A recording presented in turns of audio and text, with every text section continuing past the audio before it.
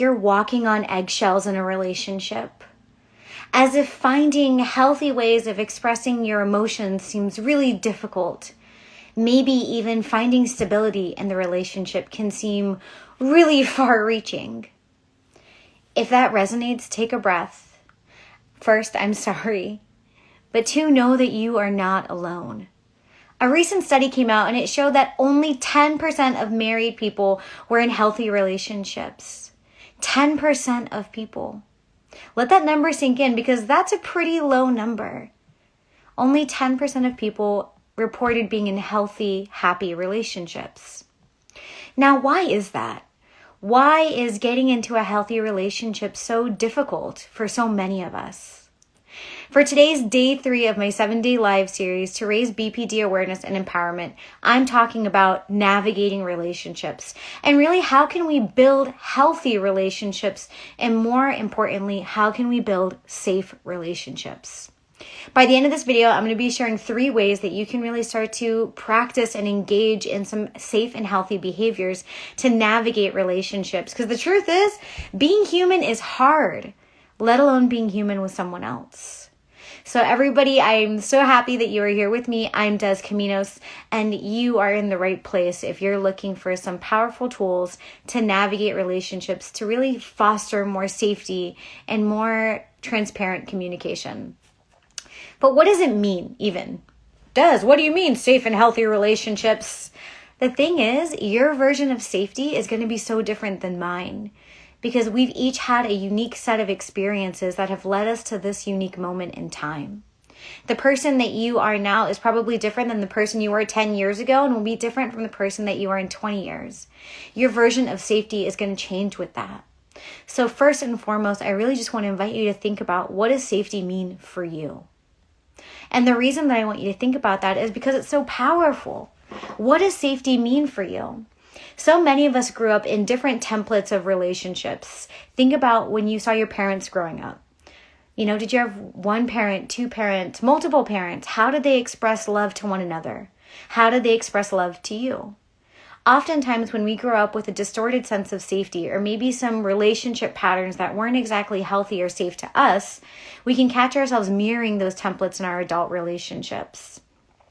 That's also why if you've ever struggled being in a safe relationship because maybe you found a partner who made you feel safe, but that version of safety didn't feel right for you. Maybe you didn't trust it. For myself, I'm so happy to be here talking to you about navigating relationships because I used to really struggle with relationships. And I mean really struggle. To all of my exes, hello. But the thing is, I really struggled with navigating relationships because I had a distorted sense of self and I had an intense fear of abandonment. And I also had a difficult time regulating my emotions. And those are qualities that are really powerful in people who have been diagnosed with borderline personality disorder. But fear of abandonment, emotional regulation, finding that sense of safety, and maybe a distorted sense of self, those are things that so many people can relate to, even if you haven't been diagnosed with BPD. For me, I really struggled with those because I was diagnosed in 2014. It seemed that every relationship I was in was just another version of the one that I was in before. The men and the women that I dated all seemed to match this pattern that was not creating a sense of safety for me. And if I found someone who made me feel safe, who listened to me and validated me, I didn't trust it. Oh, this person's bringing me flowers and telling me that they're understanding of my emotions. Red flag. I don't trust it. I don't know this template. And so that's also why if you've ever had struggles in relationships, maybe you grew up with an unhealthy pattern of love or an idea of safe love that isn't actually safe for you, that can kind of conflict with your adult self.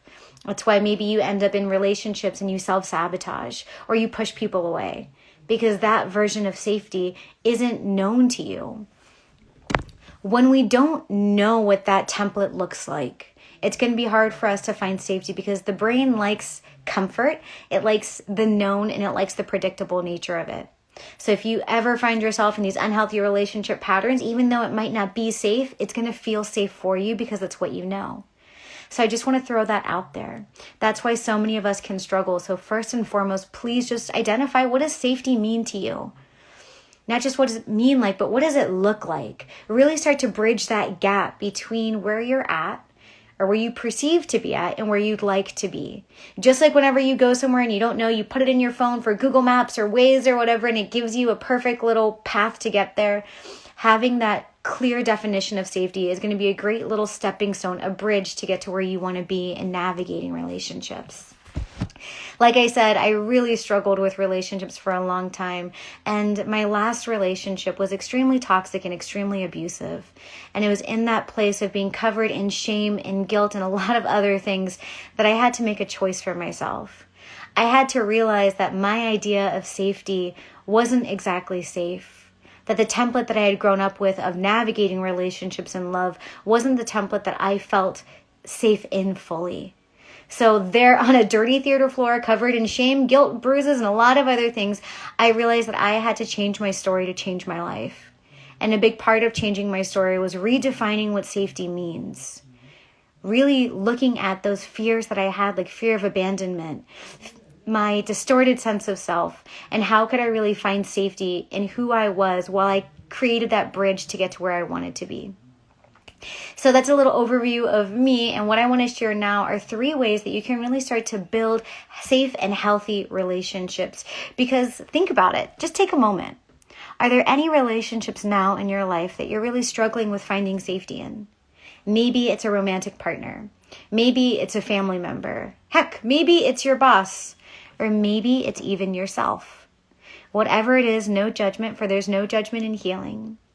I'm going to share with you 3 powerful ways to really navigate whatever relationship you're working on. And that relationship that you thought of, how different would your life look if you could go into that relationship feeling safety, feeling like you could talk about your feelings, feeling like you didn't have to walk on eggshells, but rather you could stay in that place of stability and regulation, and so could the other person that you're engaging with. Take a moment and really think about it. That aside, let's go ahead and dive into these 3 things. Now, the 3 things that I'll be sharing with you are really going to be ideal for everybody to navigate. But if you've been diagnosed with borderline personality disorder, also known as BPD, please be mindful of the things that I'm saying, because these are extremely applicable to people who struggle with intense emotions, a distorted sense of self, fears of abandonment, and maybe even some self-destructive behaviors. So it's really important that I want to go ahead and talk about borderline personality disorder, even though navigating relationships is something we can all work on, because this series is really to raise awareness to borderline personality disorder while sharing some empowering tools. There's so many misconceptions when it comes to BPD, and the truth is, I'm sure there's probably a lot of misconceptions even for you in your relationship. Maybe you've come out of one before and someone's badmouthed you or spread a rumor. So I really want to go ahead and debust some of those myths, which I did in day 1, and share some powerful tools on emotional regulation, which I did yesterday, and combining those as a solid foundation to step into our first way to build safe and healthy relationships. The first tip, the first technique or thing that I want to share with you is really to understand your triggers or your fears. Now, when I talk about triggers, I'm talking about anything or anyone that can kind of set off a visceral physical response in your body. Maybe someone has said something and you just feel your body taking over with maybe heat or heaviness or this vibrating energy that feels very erratic. Maybe you find yourself lashing out with explosive anger or shutting down or disassociating. Triggers are going to be something that sets our nervous system off into a state of survival. And when that happens, a lot's going on in the brain in terms of our prefrontal cortex shutting down, which navigates rational thought, and a lot of other things. Being able to understand what your triggers and fears are is so powerful, because from that place of awareness, you get to take action. Because awareness without action, it can make you feel really stuck. It can lead to resentment, and it can even give you some feelings of disappointment or shame. Awareness is a beautiful thing, but we really want to make sure that we're coupling that awareness with action. So I invite you, when you're thinking about how to build safe and healthy relationships, find out what are your triggers. What are your triggers? What are those things that set you off? Going back to my story, some of my triggers were feeling that I was being abandoned. And what that looked like for me was maybe having someone not respond back in a time that I thought was appropriate. Having people make plans without me. Someone telling me like, oh, I'll text you back, and then not texting me back. Those were some of my triggers around feeling abandoned. Once you're able to kind of have those clearly defined triggers and fears, think about how those fears and those triggers are showing up in your life and in your body, in your nervous system. Again, is it that heavy feeling? Is it the blood rushing? Is it quick, short breathing? That way, it's important to pair your triggers and the awareness of them with the physiological sensation that's happening in your body, because your body will start to give you the signals that you're being triggered before your mind even. So that's a beautiful kind of way to practice self-awareness around triggers, is not just to get in your mind, but to really drop into the body so you can get that full integrated experience of navigating those triggers. Once you have an idea of what your triggers are and what your fears are, you can start to try and find some ways around them. If I'm getting triggered when someone's not texting me back, what are some ways that I can express that? What are some ways that I can self-soothe myself in those moments? How can I engage in mindfulness or even in some DBT practices or skills? Now, if all of those things that I just said are sounding like, Des, what are you saying? Please check out my day 2 series yesterday, where I dive into those 4 areas actually, of practicing emotional regulation. So essentially how to process those intense emotions or feelings. So that's the first thing that I want to share with you on how to build safe and healthy relationships. Just lovingly and safely identify your triggers and your fears. If you can feel yourself getting triggered even at the idea of this, please have an ice cold drink nearby, because that ice cold drink is going to help calm your nervous system and just kind of keep you in a state of being grounded while you're doing it. I know that it can feel really uncomfortable doing this exercise. Like, raise your hand if you're like, oh, I just love writing down my triggers. I mean, I do, but I know that I'm a unique case. It's okay if you don't feel comfortable doing this.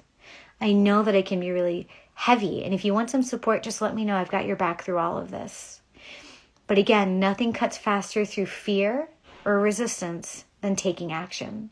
So I invite you to do it, and to do it in a way that feels fun, safe, and maybe even exploratory for you.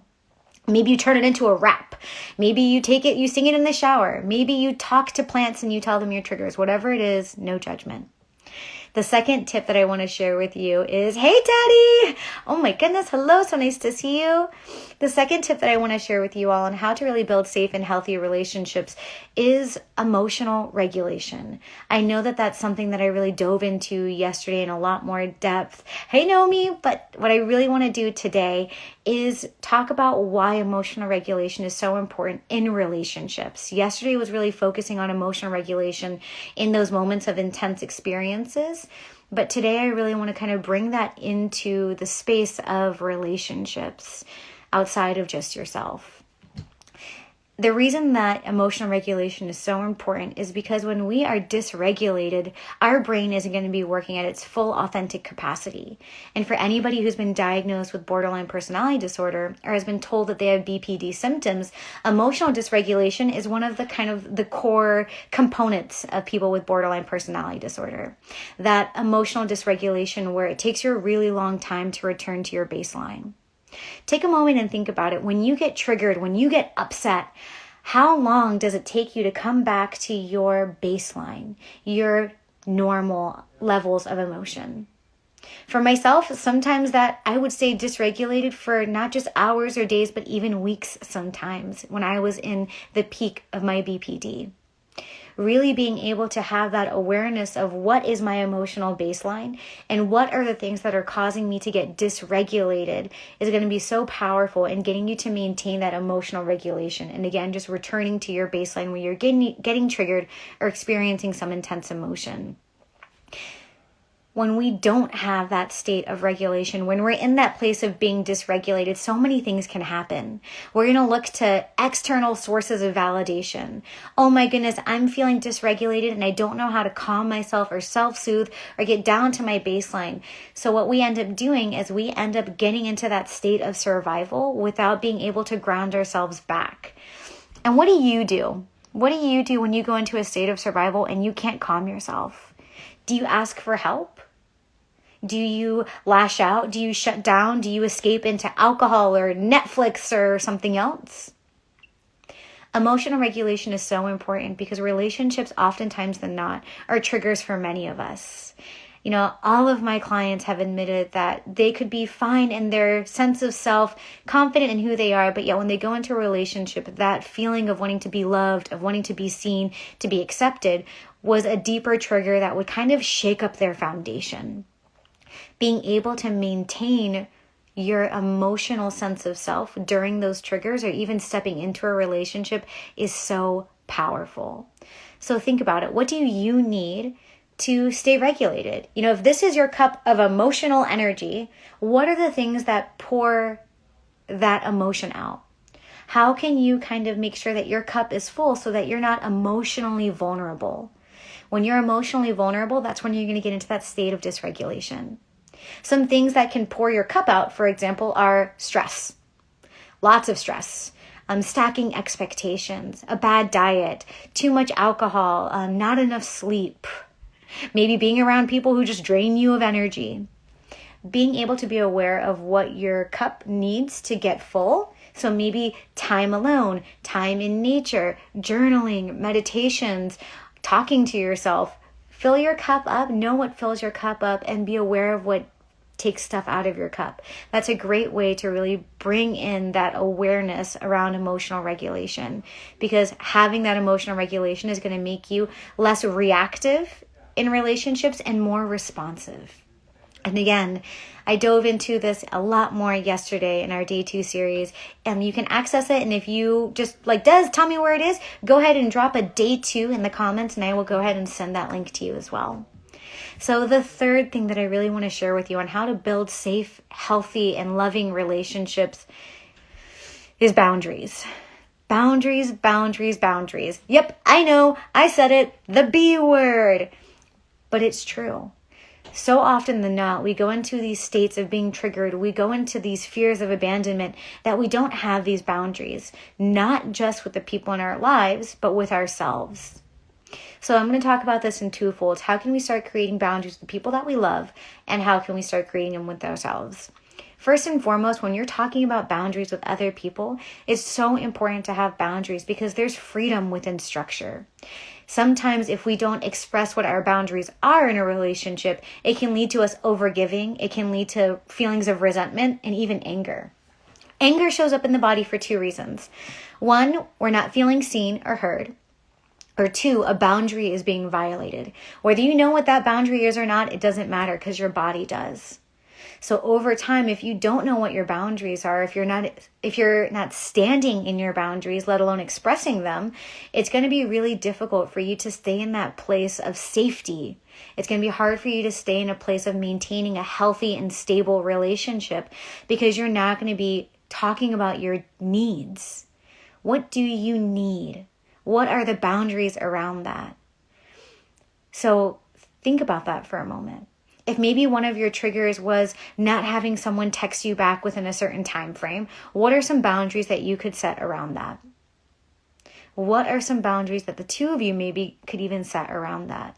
This is a lot more into interpersonal communication skills, which I'll be diving a lot more into later when I talk about DBT on day 6.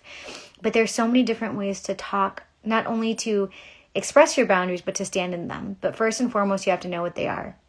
A great way to tell what a boundary is when you're getting angry. When you're getting angry, ask yourself, am I feeling seen or heard, or is there something else that's going on? Is there a boundary that's being violated? If you've got a partner who is constantly texting you and messaging you, is there a way that you can set a boundary around that? Hey, when I'm at work or during these times, I get a little overwhelmed when I see these messages. I'm so grateful that you want to have communication with me throughout the day. However, I think it would be best if maybe I check in with you during lunch. I think it would be best if I check in with you during lunch and at the end of the day. Just making sure that you get clearly defined boundaries, because without boundaries, over time, those things that begin to just kind of sneak in between the cracks, those, oh, it's fine, it's a once in a blue moon thing. Over time, those routines, those things will turn into habits, and those habits will turn into expectations. And nothing is going to be more difficult in trying to feel safe in a long-term relationship when there's a foundational boundary that hasn't been honored, expressed, or respected. So boundaries are so important. Now, the other part of that is making sure that you can maintain boundaries within yourself. Because again, you want to feel safe in a relationship. And a big part of staying safe in a relationship, whether it's person A, B, or C, is making sure that you have that sense of safety within yourself. Because it doesn't matter who that partner is that you have, who that boss is that you have, what family member you're talking to. If you don't feel safe in terms of your sense of self, it's going to be really difficult for you to find safety within others. If anything, if you don't have that internal sense of safety, you're going to end up projecting that sense of safety onto the people around you. And that expectation of safety is going to be, it's just a lot of pressure for anyone. And the truth is, you deserve to have that internal sense of safety no matter what. So one great way to do that is, again, the things that we've said so far, just making sure that you're being aware of your triggers, that you're regulating your emotions, and that you're expressing boundaries within yourself. If you know that when you send a text message, you're just looking at your phone, waiting for those 3 little dots to pop up that someone's writing you back, create a boundary around that. Whenever I send someone a text message from now on, I'm going to go outside for a walk. Or I'm going to put my phone in the other room. I'm going to read a book. I'm going to work on this project. I'm going to sing a song or a few. I'm going to dance. Finding ways to start creating boundaries around your reactions to being triggered is going to be really powerful, because it's going to start building that internal muscle of safety while also building that internal trust. Creating that sense of safety within your nervous system and showing your mind and body that you can still experience these activities or these triggers while maintaining a sense of safety by creating space for yourself. I know for a lot of people, especially people with borderline personality disorder, finding safety and space can be extremely triggering because, again, fear of abandonment is a really big thing that many of us struggle with. But it's in that place of overcoming the fear that you can start to create new patterns in your life. You can start to create new rules, new responses to old rules. So think about that. Of all the things that we talked about, what's been the most aha for you? What's been the biggest takeaway? Which one do you think would really be able to shift your relationships into one of safety and love and really stability in terms of healthy relationships? Was it understanding what your triggers are, engaging in emotional regulation tactics and techniques, or was it creating boundaries? The undercurrent of all of these things was just communication as well, making sure that you are being transparent first and foremost with yourself, and second with your whoever it is that you're talking to, if you trust them and they've earned the right. If they haven't earned the right to know what your triggers and fears are, then that's okay too. But making sure that throughout this whole process, you're being transparent with yourself. You deserve to feel seen and heard, no matter what it is that you're experiencing. Your feelings are valid. I promise. So let me know in the comments which one of these has been the biggest takeaway for you in terms of maintaining safe and healthy relationships. For all of you who would like more support around this, I invite you to join me May 1st at 2 p.m. Pacific for my most raw and vulnerable event yet, called Beyond the Diagnosis. I'm going to share 3 keys to find safety, stability, and fulfillment. This is going to be really talking more about borderline personality disorder, but I'm going to be talking about fear of abandonment because, again, that's a really big issue for people with BPD, as well as navigating emotions. So there's a link in my bio, and I'll put one in the comments for everybody to join me May 1st. If you've got any questions, know that I'm here. I've got your back always. I'm Des Caminos, embodiment coach, and just know that we are all in this together. Hi, Maddie! And just know that together we radiate, together we rise. Sending everyone